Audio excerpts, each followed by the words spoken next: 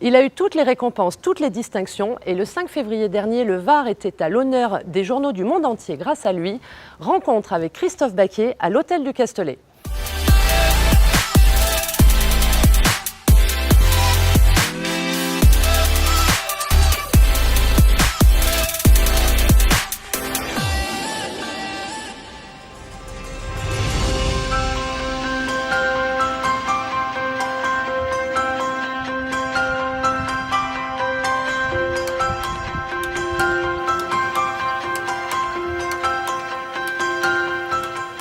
Les grandes étapes de mon parcours, ça a été déjà 12 ans en Corse.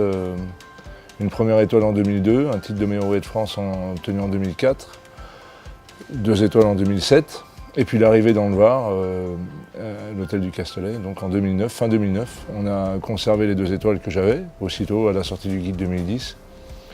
On a intégré les grands chefs relais châteaux, les grandes tables du monde, et puis depuis le 5 février, 3 étoiles au guide Michelin. Et aujourd'hui, 3 étoiles qui était mon rêve. Je pense le rêve de tous les cuisiniers, et je le souhaite à tout le monde. C'est un bonheur incroyable, c'est une chance extraordinaire.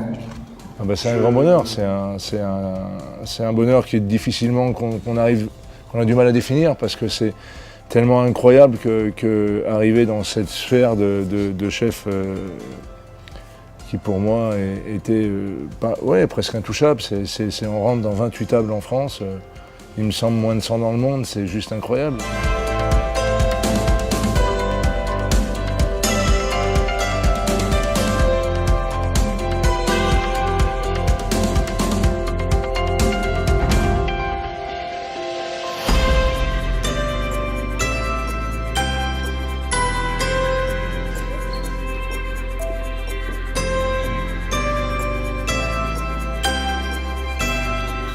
L'instant présent est un moment de bonheur, mais il a fallu travailler dur. On parle beaucoup d'expérience, d'identité, mais ça se travaille, ça se fait pas que d'en parler, il faut le faire.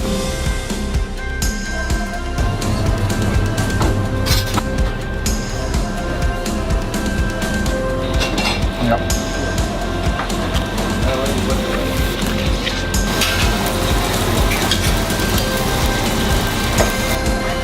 Je pense que l'identité de ma cuisine aujourd'hui, c'est les produits, c'est une cuisine sans artifice, une cuisine franche et directe, une cuisine très axée sur le bassin méditerranéen, dans ses plus grandes lignes, une grande richesse à la Provence. L'aïoli moderne, par exemple, en fait partie, la fleur de courgette farcie à cette période. La 5.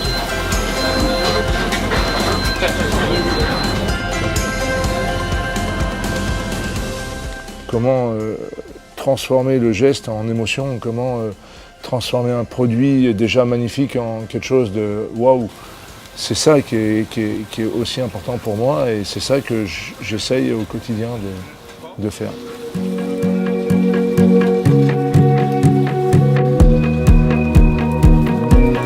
On fait 2 gambons derrière, on fait les 4, non, on fait 2 pigeons, on fait les 400 bières, on fera 2 gambons de 100 bières. Comme convenu les gars.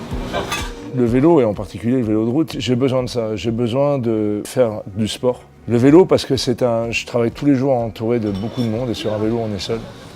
Sur un vélo, quand on est seul, ça permet de réfléchir. Et quand on est seul aussi, ça permet de pouvoir se dépasser. Et le vélo m'amène à tous ces points-là. Donc il y a certainement des choses en commun, mais ces choses avec la gastronomie, et la haute gastronomie, quand on a la chance de pratiquer, ça vaut pour tous les sports de haut niveau. Tous les sports de haut niveau, on a des similitudes avec ça. C'est le dépassement de soi au quotidien, c'est la concentration, c'est d'avoir des individualités dans une équipe, ça sert à rien. Ce qu'il faut, c'est un esprit de groupe, c'est le management de tous ces gars-là qui font qu'ils sont tous bons. Bien sûr, c'est important, cet esprit-là, de toujours essayer d'être en haut.